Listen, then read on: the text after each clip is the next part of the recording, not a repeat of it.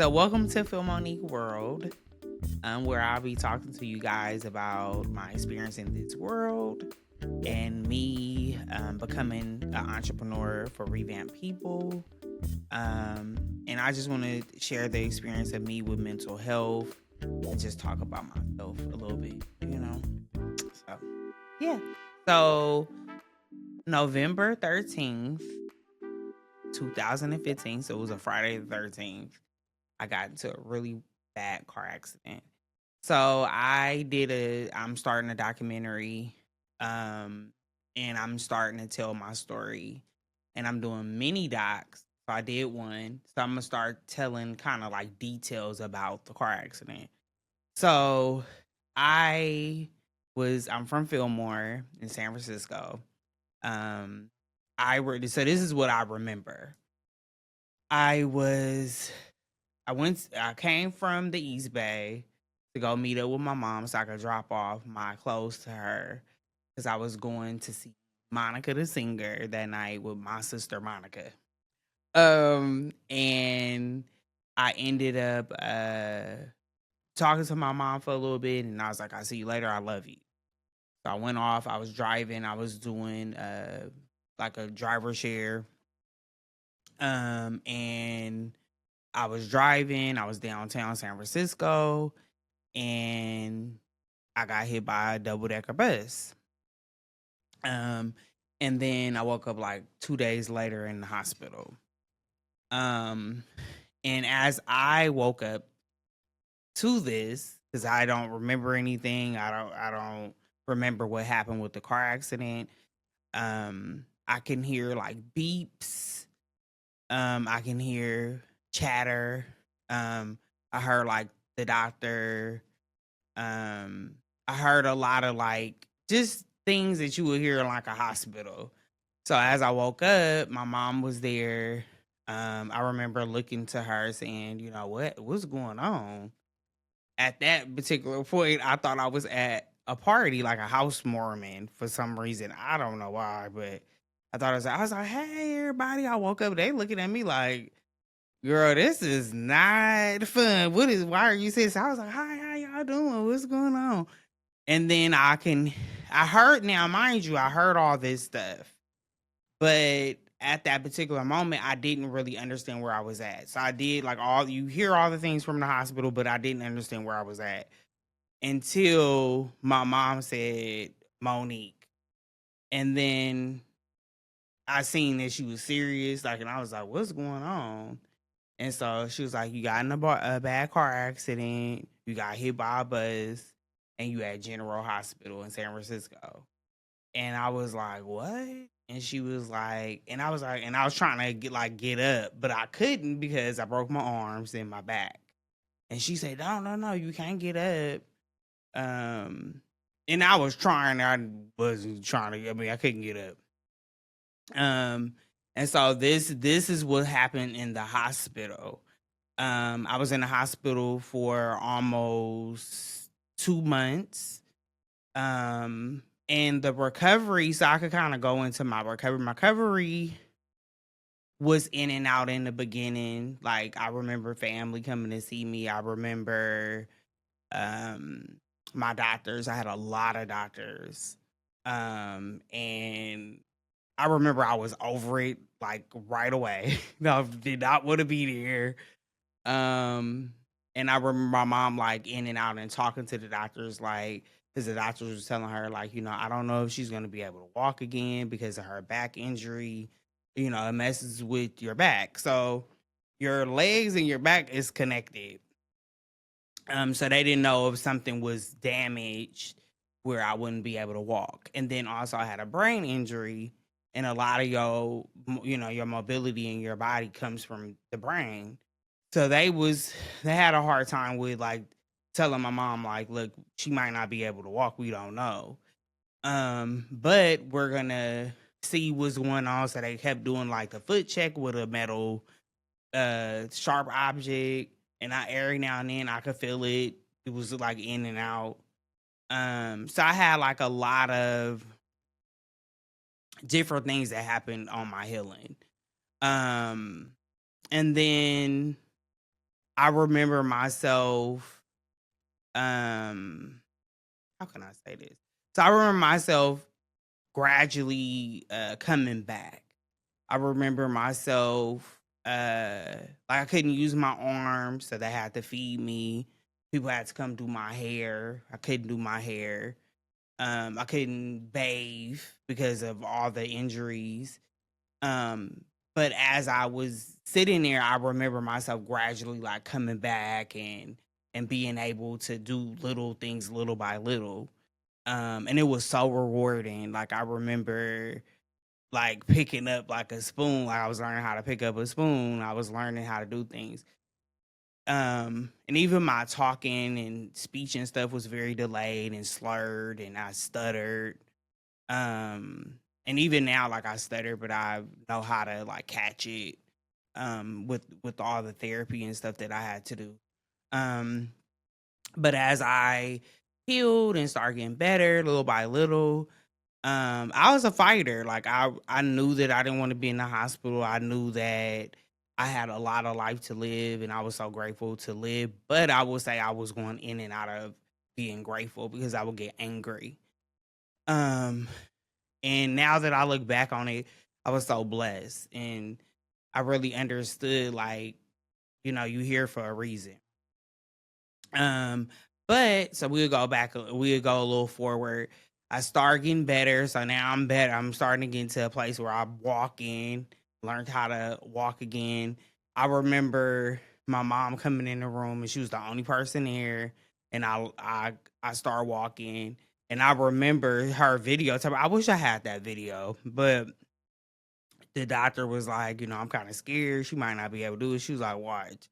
So that day she came up there, she videotaped me, and I had a hard time walking, but I was stumping and stuff trying to get down that hall, but I was like, I'm gonna learn how to walk. And I remember I got so tired and I remember getting in the corner of the wall and I just like slid down the wall because I was so weak because I wasn't using anything. And she was so happy. She started crying. She was like, I'm so proud of you. Um, so that was like a wake up call for me. Like I knew from that moment, like, okay, you're gonna be good. You're gonna get through this.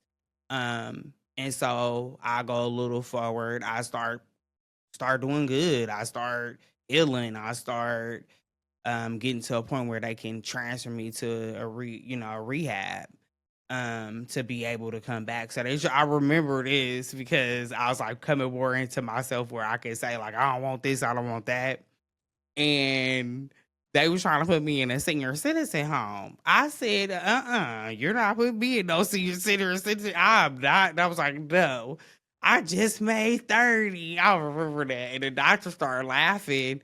And I was looking at him like, I'm not laughing. I said, I'm not going to senior citizen. So they changed it and they put me in Davis in San Francisco, California Pacific. Amazing hospital. I remember my therapist and everything. I remember the two therapists I had, and they really like if I didn't have them because they were so just sweet and they cared, I think my recovery would have been a little different. Sometimes when you get people that care and you could tell that they love what they do, it hit different. Um, and I had to continue to learn how to walk properly because I had kind of like a different type of walk, like kind of like stumbled a little bit, kind of dragging my foot. So I kind of still do drag my foot, and my leg get tired or my back hurting really bad. Um, so I was just like, this is okay. I got this. So my sister was getting married. And I really wanted to be at her wedding, and so I got to get released a week early because I pushed myself. I was really going hard with my therapy, and I got to leave. I think a week early, and I think it was maybe like the third week of December or second week. I think it was the third week of December. Um, and yeah, that was like my healing and everything. The details and stuff, I had like different things that happened. Like one of the doctors almost overdosed me. She gave me medicine. She was leaving, and then another doctor came on.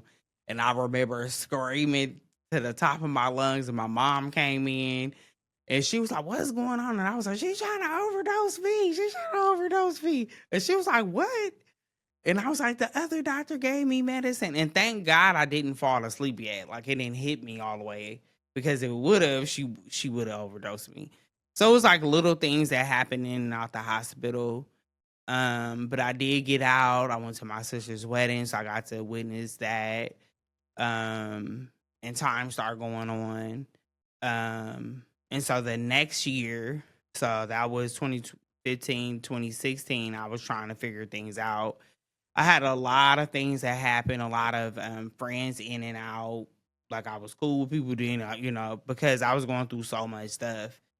I also didn't understand, now that I sit back and think about it, I didn't understand how blessed I was, and how much I was in this world for a reason. Like I was really here for a reason. I was really here for my purpose. But I did get to depression part because of that, because I didn't know these things. I was angry.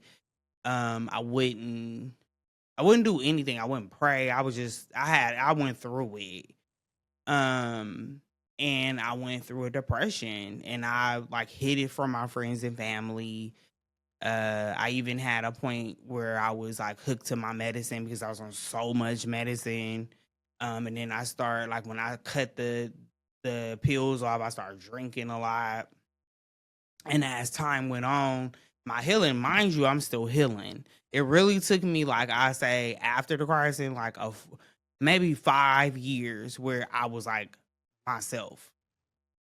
I didn't get like brain fog and all these different things. So it took me a significant amount of time to really like come to myself and be the person I am today.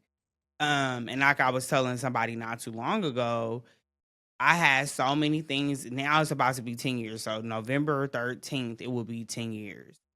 But in that time period, I had so many blocks that I had to overcome something.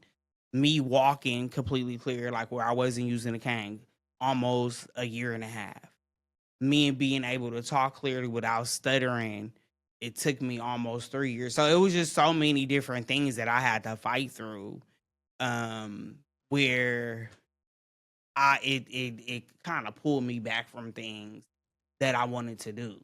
Um, and so the depression, it really came on because of the trauma. Like I was in pain all the time. I was in a lot of pain. And I still get pain. I still get a lot of pain. Over, like, I do something, like if I'm busy all day and I don't take it easy, I don't know how to sit down for, then I start hurting. So I can say that like maybe 6 days out of the week I feel some type of pain. And I'm so used to it that I just go through it. Um but the depression came on because I felt alone. I felt like nobody understood me. I felt like I didn't be seen. I didn't feel seen, because I think it was people didn't understand it because they didn't go through it. So I also didn't feel comfortable telling anybody that, I'm in a deep place, I'm in a dark place. And then I would have people to tell me, "Well, you should be grateful. You should be grateful you living." I had like so many different people that was supposed to be friends and family and all this stuff to tell me, "You should be grateful that you're alive," and all that stuff. So I am very grateful now that I'm alive, but at that particular time I didn't understand it. Um, and I will say to people that does things like that, ask the right questions. If people are fussing and fighting, it's for a reason. If they're not seem like themselves, even if this is kind of a personality that they have or a trait, if somebody's seeming attacking and fighting and seeming a little off, ask them questions. Because it was very, like, now that I look back at it, it was very noticeable, but only some people notice. But now that I know the things I know, I would say that some people are living and they don't understand. Um, but The depression was hard. The depression kept me down. I got suicidal. I did try to attempt suicide. Um, because the pills went behind the dresser and I took the wrong pills because it was dark and I was embarrassed to even be feeling that way. Um, when I woke up, I didn't understand why I was waking up, literally. But that was very eye opening for me because I was like, another chance? Like I'm literally getting another chance. But I also from that moment on I paid attention to everything. Um and started becoming grateful. And it took time and stuff. It took time to be like, I'm here for a reason. What is my purpose? What's this? What's that? It did take time. Um, but I also knew that I needed an outlet. So when I needed the outlet, revamp people came about. I started going to fashion. That's what I knew. That's what I understood. Um, that's what I understood without someone telling me to understand it. That's something I always knew was fashion. That's something I always was in love with. And the love came back, and the love, I got love from fashion. And so when I start, okay, let me grab this, let me make a jacket, let me do this, I start coming back. And which was a really good feeling. And then I start chasing that. I start chasing the love of fashion, and that took away depression. I'm in pain. I'm scared. Why am I here? Why did I get saved? All those questions kind of start fading away. Um, Revamp people start developing. I started making jackets uh for um rappers and stuff, and I started getting into it. Then I was like, okay, I want to do this. Now I want to style. Like I started, so just everything started coming. So I ended up moving to the city. And I didn't move fully, but I moved in with my mentor and I start creating. It just started happening. I ended up meeting Kayla, and I asked her. I remember talking to my mom about this, and I was like, Mom, like I really want to do this, and I don't know how to ask this model to be my model. And she got a lot of followers. I think this would be really, really good. And she was like, just ask her. The worst thing she can say is no. And you're going to have to learn how to deal with rejection. You're going into business. Oh my God, I remember that. But that is true facts. Like when she said that, I've held on to that ever since she said that. And it's actually been eye opening for me. And I feel like rejection, I've always been open to like rejection. I will keep it moving. But when she said that in business, I feel like you want everybody's support. You want your auntie, your uncle, everybody to support you in business, but it's not going to necessarily be that way, and you have to be okay with it. But I thought it was cool that she was just like, go for it. So I did, and I think a lot of people didn't think I was going to be serious about chasing revamp people, and it wasn't called revamp people at the time. It was called revamp people. Revamp. It was fashion unique 101 or something. It was a revamp people. I ended up um changing it eventually. But when it started, it was that. So I ended up hitting up Kayla. She ended up becoming my model. And I was like, okay, I need a male model. Stunning Man too was starting his career. And I've been knowing him forever. I've been knowing him since he was like 3 years old. So I reached out to him and I was like, can you help me with this? And so he was like, sure.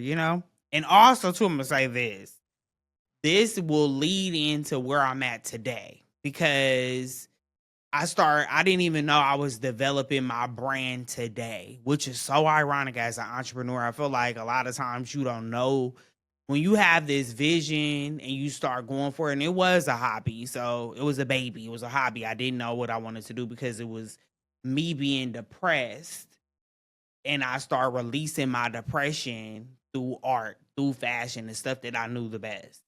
And that was my happiness, that was my joy.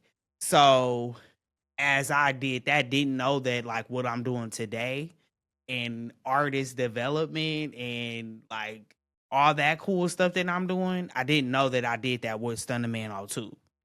And I really am proud of him, like seeing his success and stuff, because I'm like, I had a piece of that. Like, I actually am a part of how successful he is, not in the way of his worth, everything, all that stuff, but just developing him as like knowing how to shoot content, knowing how to do all that stuff, like telling him stuff, getting him, perfecting him, So didn't even know. I just want to backtrack that. But so I started working with him. He was like, sure, let's go. I started helping him with video shoots, just little things. Fashion, I felt like with me and him, I felt like some things he didn't know because he wanted to be an artist. But I would say this with any artist, and this is what I'm learning, this is what I research, is what I know.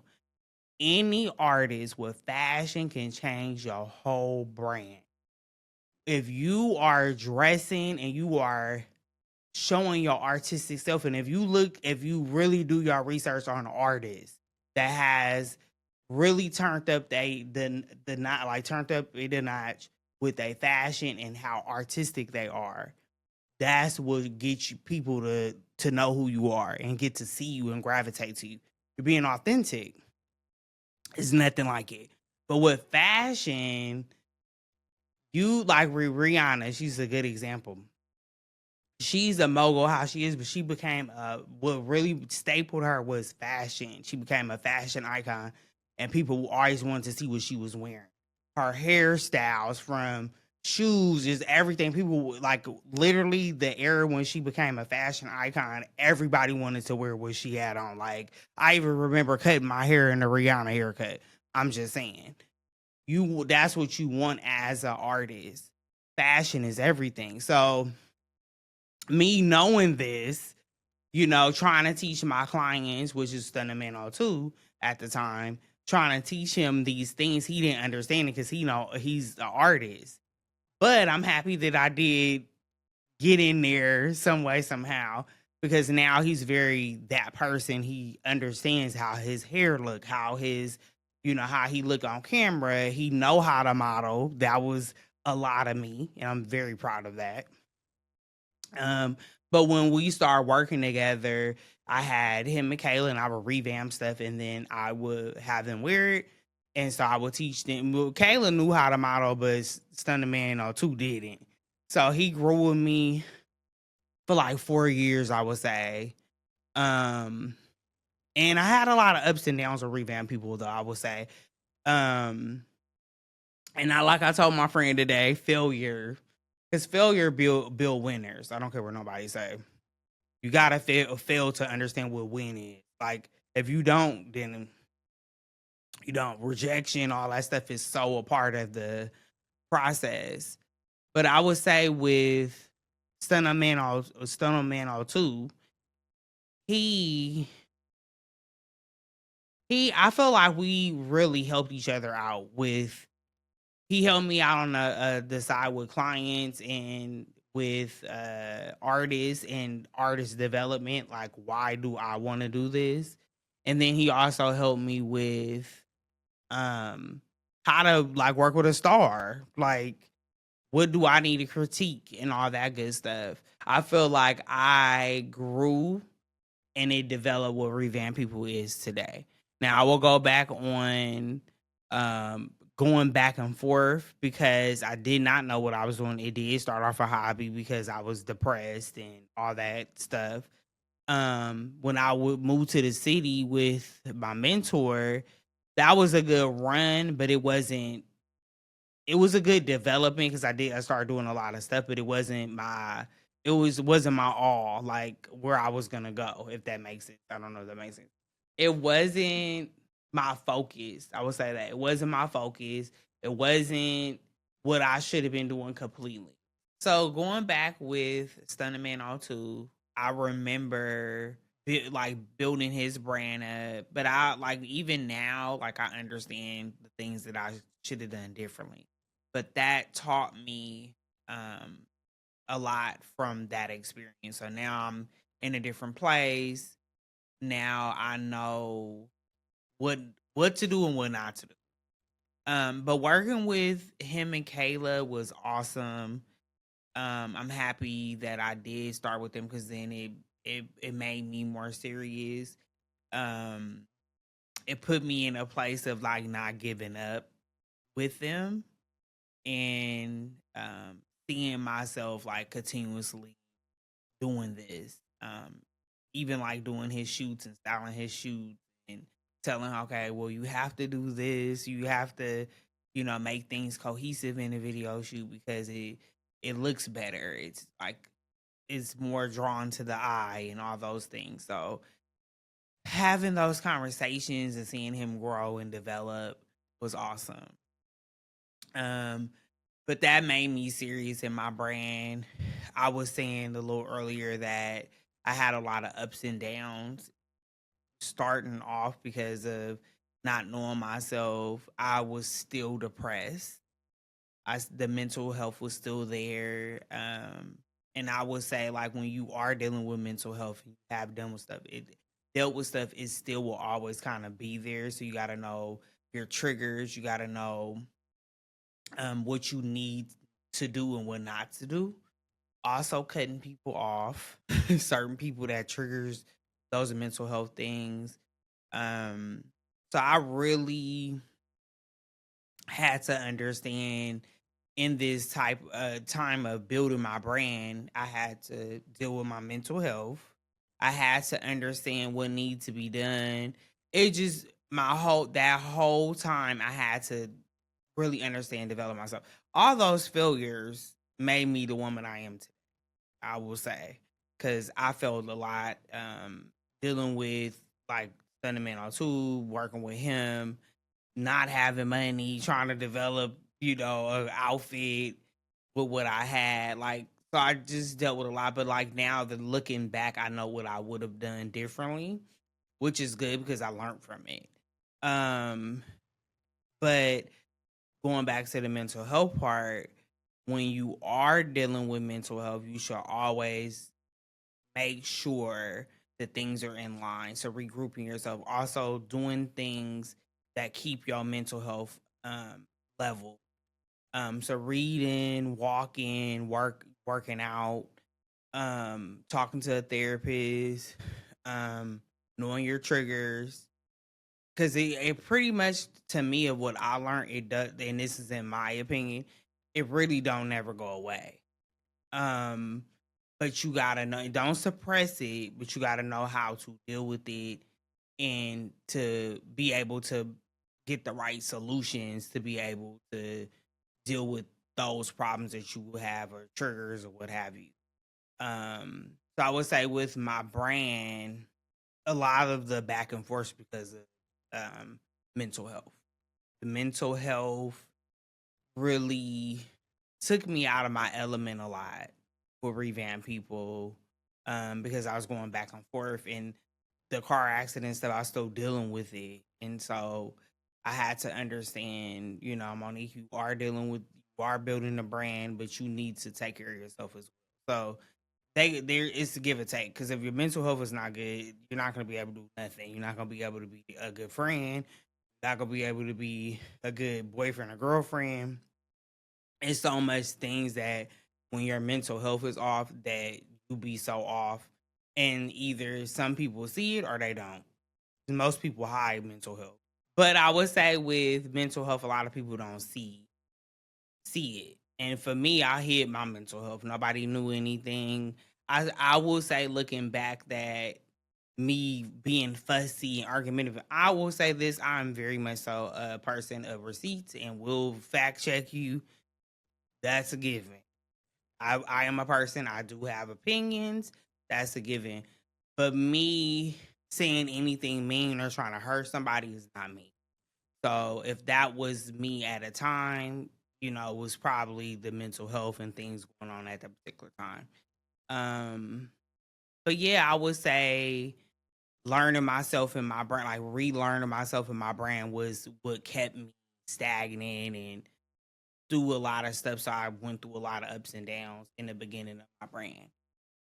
So now we fast forward to 2025. I say 2024, 2025. I'm in a different headspace. I understand mental health more. I also understand that you have to you have to be your biggest support. You also have to let yourself know what is not for you and what is for you. Um, knowing your triggers.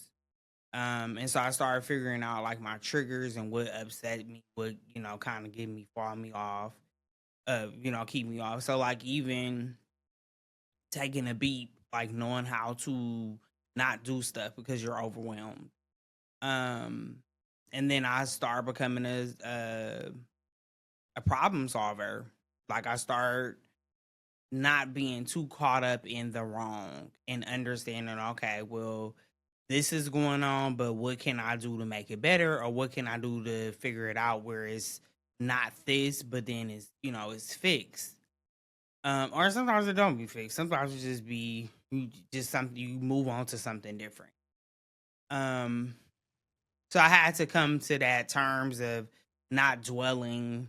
Uh, and so 2024, I feel like I grew into myself of understanding business a little better, getting help um, with mentors and being around other entrepreneurs. Because those are like, to me, in my opinion, those are the people that understand you the most. Also, they're going to be honest with you and they're going to hold you accountable. So get around your entrepreneur people, not being afraid because of all the disabilities and stuff that came with my car accident, not being afraid to speak up and ask for help.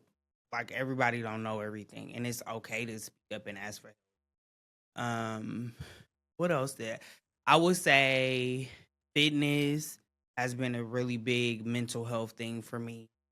And I say 2023, 2022 actually into now, fitness has been like amazing to me. And I had to learn to do it when I didn't want to. And that started building my discipline with telling people no. Sometimes you gotta tell people no.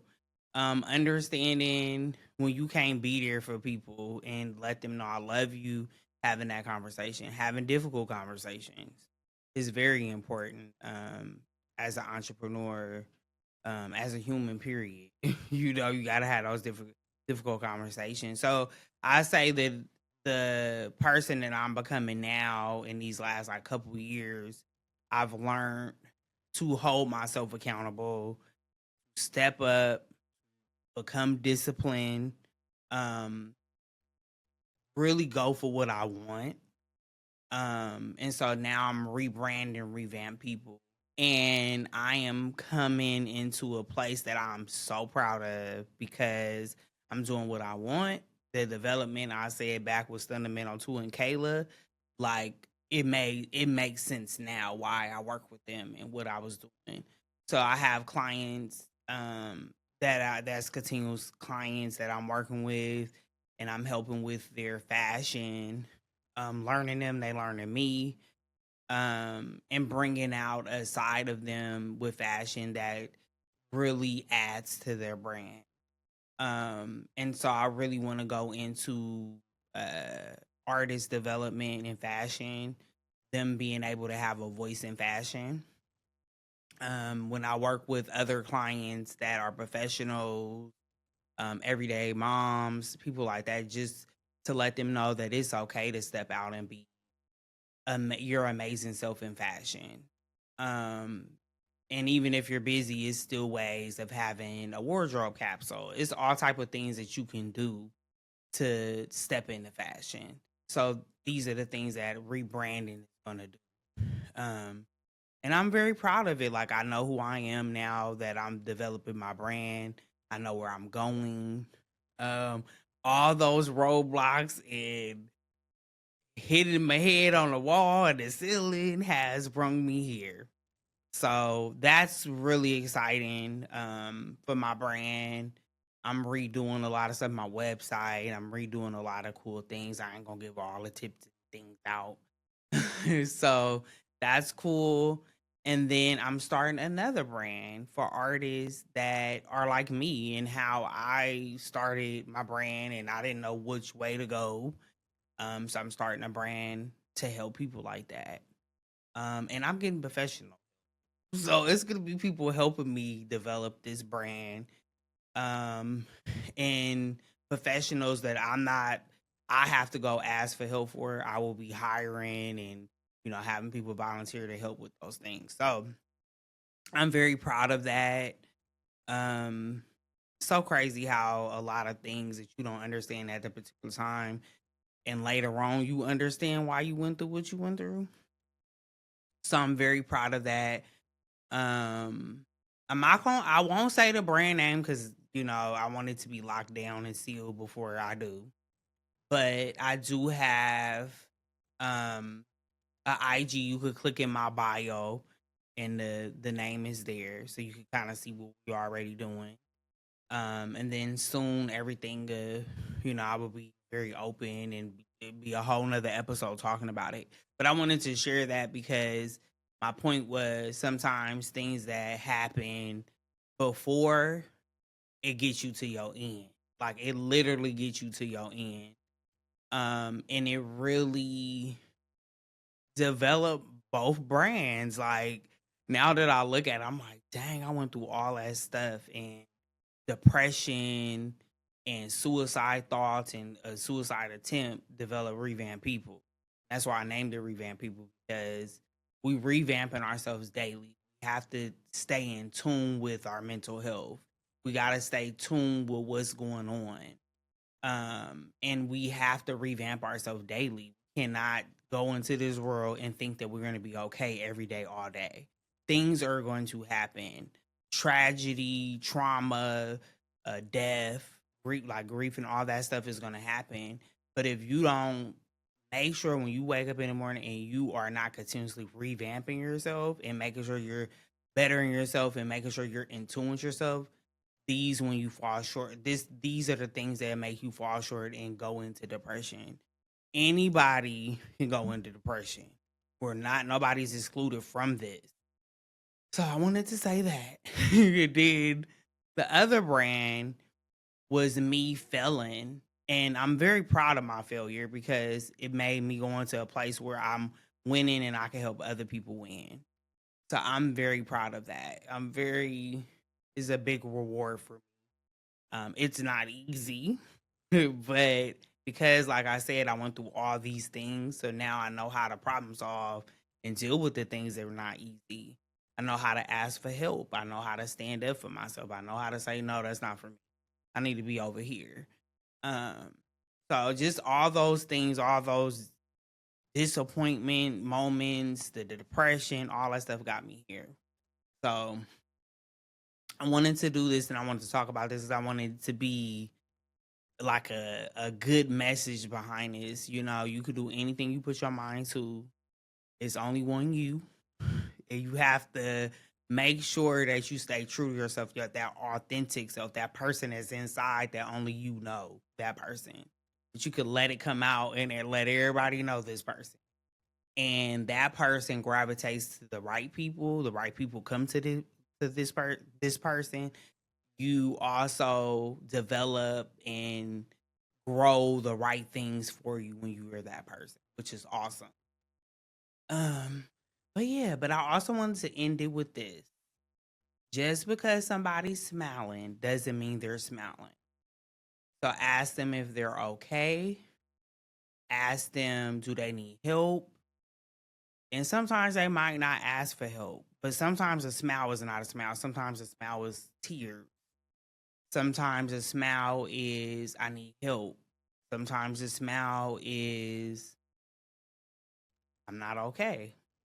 So I would say that just don't see something and just kind of walk away from it. So I wanted to say that because I think a lot of times when I was going through my stuff, a lot of people see me smile and be this person and be bubbly, but they didn't understand that I was smiling through it all, but I was suffering. I just want to thank everybody for listening to me and checking out my first episode, my first podcast. If you want to get in touch with me, all my information